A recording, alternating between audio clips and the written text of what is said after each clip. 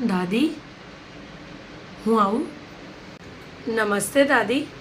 મારી સગાઈ થઈ ગઈ એટલા માટે હું અહીંયા આગળ બધાને સ્વીટ્સ આપવા અને આશીર્વાદ લેવા માટે આવી છું. તમારી સાથે 2 મિનિટ બેસી શકું? હાય બેટા, બેસ. સગાઈ થઈ ગઈ તારી? સરસ. ભગવાનના ખૂબ તારી ઉપર આશીર્વાદ રહે અને ક્યારેય તારા સાસુ સસરાએ અમારી જેમ ઘરડા ઘરમાં ના રહેવું પડે. બસ એટલા આશીર્વાદ અમે તો આપીએ બેટા.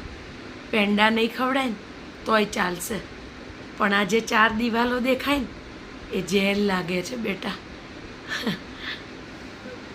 દુઃખ તો ભૂલાતું નથી, પણ હાલે.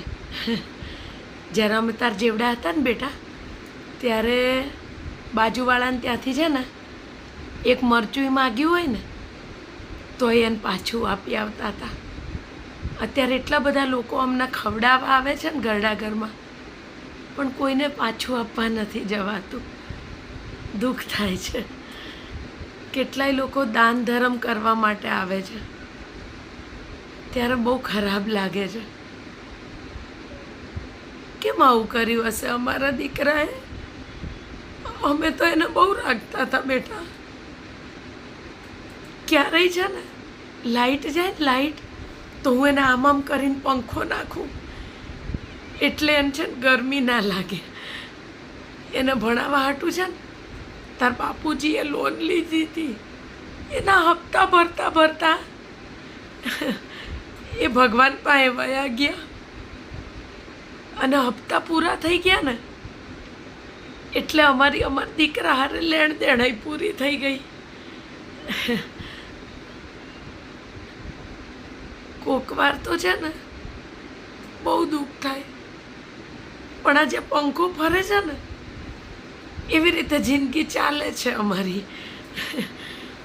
બહુ બધા અહીંયા આમ સારું છે, પૂજા પાઠ થાય, કોકની જોડે બેહીને વાત થાય, પણ વાત શું કરવાની?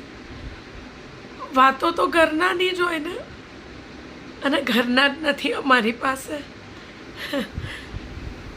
લાકડીનો સહારો લેવો પડે છે.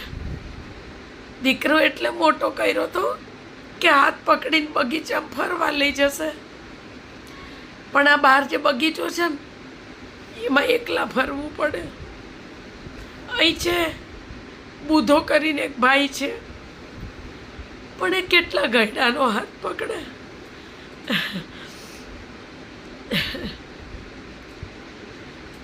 ના બેટા, ભગવાનને પ્રાર્થના કરું